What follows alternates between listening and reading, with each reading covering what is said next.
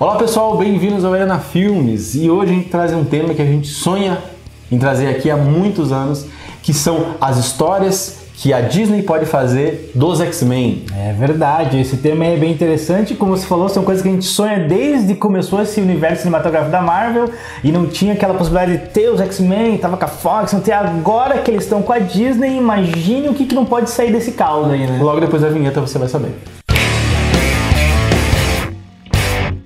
Então a gente está aqui para comentar de algumas sagas interessantes que já rolaram nas HQs e ver a possibilidade delas irem pro cinema, né? E como que elas vão se encaixar, porque a gente já tem o universo da Marvel, no caso, dos Vingadores, e agora tem os X-Men. E a gente quer falar aqui que os X-Men, eles conseguem fazer, digamos assim, aventuras próprias, arcos próprios, e que como é que eles podem se misturar com esse universo da Marvel, com esse universo dos Vingadores, e também do Quarteto Fantástico que vai ter, né? E pensando nisso, qual que é a primeira saga que você acha que seria legal trazer, Pedro? O Massacre dos Morlocks. Eu acho que é a primeira ideia, porque ela mostra o que é X-Men. X-Men, ela não é só uma aventura, como por exemplo Vingadores. Grupo de super-heróis ali que se unem, isso. Ele é um ideal. Ele fala sobre preconceito. Então faria...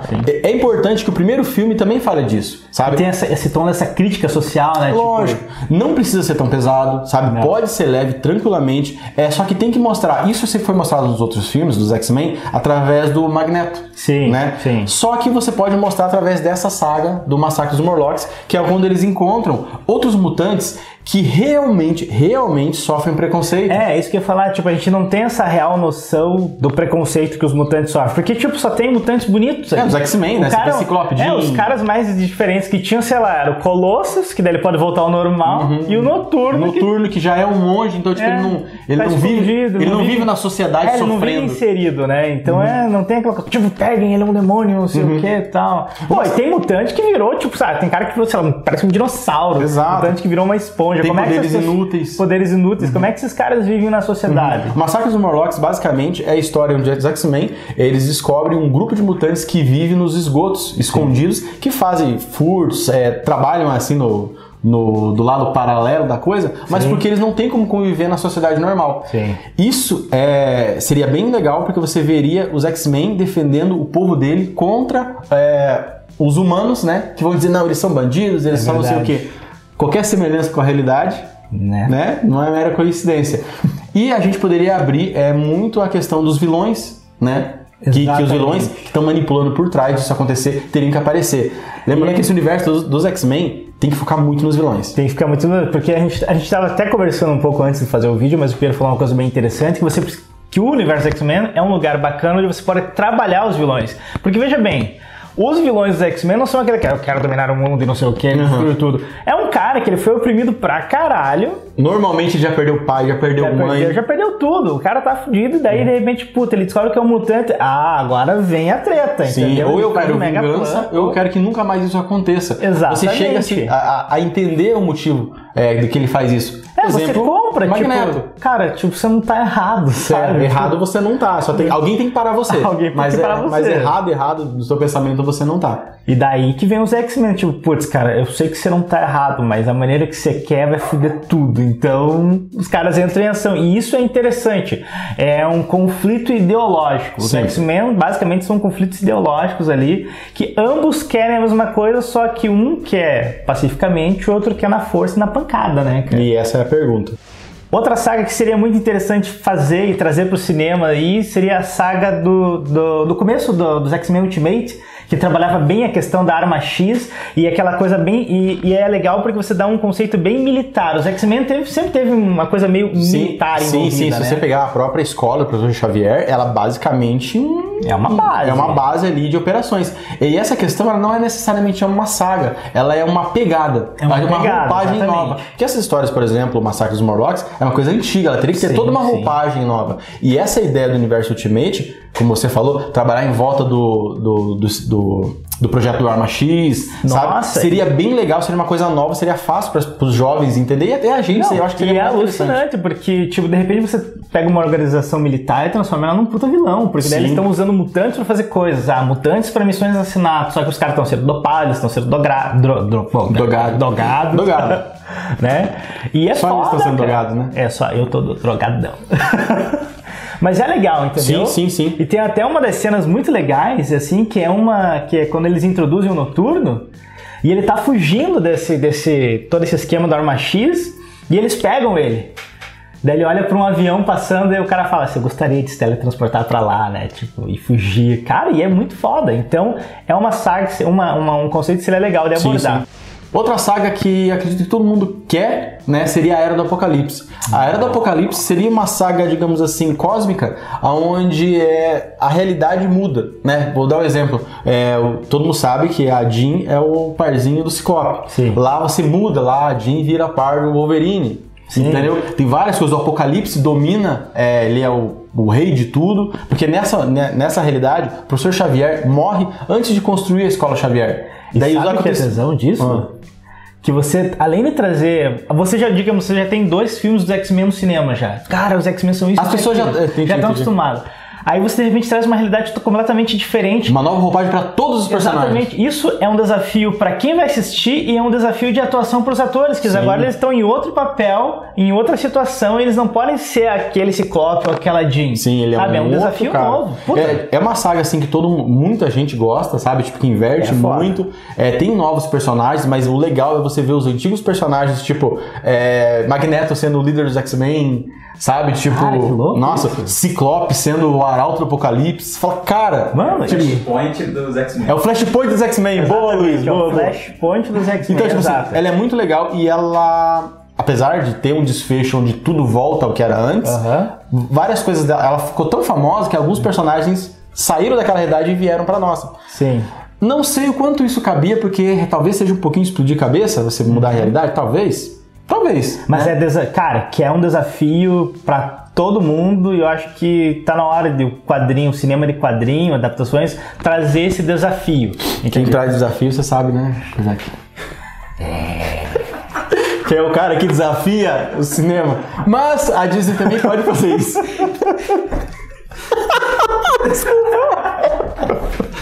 Ai, meu Deus do céu. Mas eu acho que, tipo assim, é o momento agora pra Marvel ela arriscar um pouco mais. E eu não acho que seria tão arriscado, porque o X-Men já é estabelecido e essa é uma saga realmente muito querida pelos fãs. Sim. Que, assim, no momento que eles anunciarem, sabe, tipo, vai ter muito conteúdo sobre ela. Não acho que é tão arriscado assim. Só que é legal porque ela leva a outra saga, né? Que é a saga do Massacre. Exatamente. Isso daí foi uma treta infinita na época que saiu no quadrinho.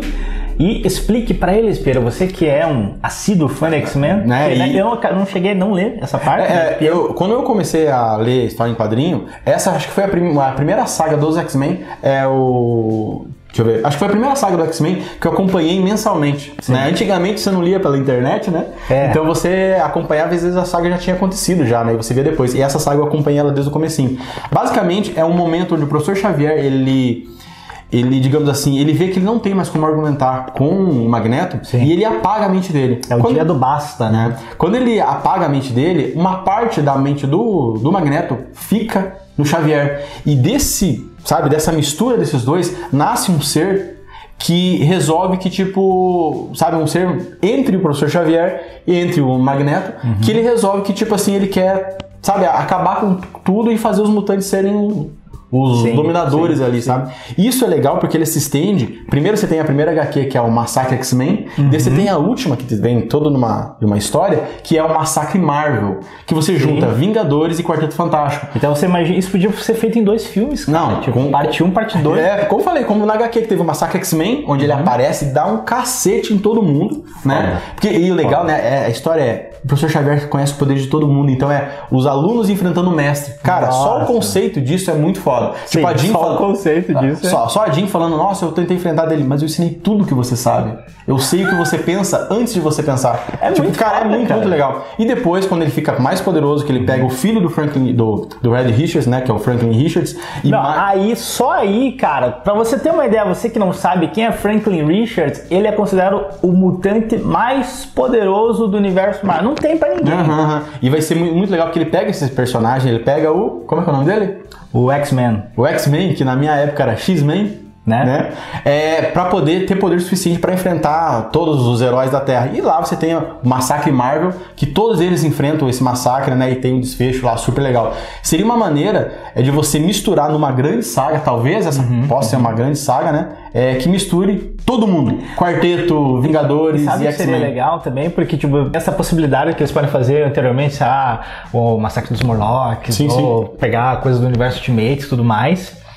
E chegar nesse ponto é como tipo aconteceu com os Vingadores. Estamos chegando agora em Guerra Infinita. Exato, esse massacre né? uma puta numa construção. Você vê, tipo, até chegar no dia do basta, você já viu vários filmes em que os caras tretaram, saíram na porrada e tipo, não aguento mais, não sei o que. Hoje acaba. E acontece isso e, pô, seria fenomenal. É mais uma saga também que ela traz resquícios aí.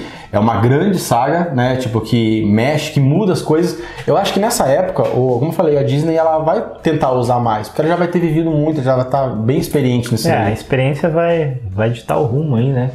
Essas são sagas que elas são mais fechadas, que a gente apresentou agora, só que tem muitas outras coisas que acontecem que poderiam aparecer parcialmente. Como, por exemplo, tem muita gente que tá comentando na internet que acredita que vai ter X-Men versus Vingadores. É uma ideia interessante, mas não agora. Eu acho que não, porque primeiro, algumas sagas elas são muito definitivas. Sim. E X-Men vs Vingadores ela é muito definitiva. Ou você adapta ela de uma maneira ridícula, que ela não vai ter consequência, o que pra mim é um crime. Sim. Você fazer isso, né? Ou você faz, tipo assim, ela daqui a uns 6, 7 anos. Onde você vai ter os personagens, onde você vai gostar deles, vai se preocupar com eles, entendeu? E daí quando eles se chocarem, vai ser interessante. Vai ter a consequência. Vai ter a consequência. Né? Por causa que, por exemplo, X-Men vs Vingadores é causado, por exemplo, no caso, né, pela Fênix. A Fênix já foi abordada, será abordada por uma segunda vez, né, ainda no cinema, ainda pela Fox mesmo. Nunca ficou muito boa, mas eu acredito que a Marvel vai conseguir fazer. Só que eu acredito piamente. Só que ela precisa de muito tempo. Fazer isso daqui nos próximos 2, 3 anos, é uma coisa tipo pra você deixar ali em banho-maria como eles fizeram com o Thanos, assim, agora tá no ponto, bora fazer. Mas seria uma coisa bem interessante, seria no mesmo nível do Thanos propriamente, né? Sim. Outro, né, falando em poder cósmico, seria do Galactus. Galactus, cara. Muita gente fala do Galactus, mas eu acredito que o Galactus ele tem que ter uma atenção especial pro Quarteto Fantástico. Ele tem que ser introduzido no quarteto, pra gente também ter aquelas coisas legais, tipo o nulificador total aparecer, tipo mostrar grandes armas do universo Marvel, seria legal aparecer isso também. E que é aquela coisa, pô, só esses 4 caras derrotaram o Galactus. Exato, eu sempre faço isso, eu sempre falo isso, né? Você sempre faz isso, sempre derrota o Galactus? Não, é que o pessoal às vezes fala, por que o Quarteto Fantástico é tão famoso? Né? Sim. Porque derrotou o Galactus em 4 caras. Pô, é foda. Essa a questão. Eu lembro que tinha HQ que às vezes os alienígenas vinham, né? Que já tinham enfrentado o Galactus. Sim. E eles falavam, nossa, a gente foi um planeta inteiro enfrentando o Galactus e vocês venceram em 4. Em 4. Tipo, e é muito foda. E é muito foda. Então, tipo assim, eu não gosto, não queria que tipo, eles tirassem essa moral que o quarteto tem. Eu sou muito fã do quarteto. Deles enfrentar, deles trabalhar bastante com o surfista prateado. Deixa isso pro quarteto. Cara, o surfista prateado. Pra mim, deixa isso pro quarteto. Pode aparecer no X-Men? Pode. Mas não ser o plot principal. Uma outra coisa que é legal também, que podia rolar nesse universo mutante agora, que também rolou no universo Ultimate, é aquela questão do Ultimatum, que se eu não me engano, que o Magneto inverte os polos do planeta, e é muito foda isso acontecendo, cara. No final ali, o tretas acontece, não vou dizer, vá atrás pra ler, é muito bacana, mas também seria muito interessante de ver. Tem a Dinastia M também, né? Que é aquela famosa história que a Feiticeira Escarlate elimina os mutantes da Terra. Tipo, seria interessante pra um reboot sem ser reboot. Exatamente. Eu gosto dessa ideia. Naquela época eu lembro que tinha muito mutante, tipo, na minha opinião tava quase, tipo... mutante igual humano. É assim, como né? o Stan Lee falou, você quer criar um personagem novo? Ele é mutante, pronto, acabou. Explicado porque no poder dele. Aí ela fez isso, eu acho que deu tipo uma ideia muito legal. Acho que a última coisa que eu acho que poderia acontecer, mas seria tipo ousado e seria lindo, é mostrar a queda do Ciclope. Dele se tornar aquele cara tipo mauzão, bem assim. ousado. Bem ousado, mas cara, seria lindo.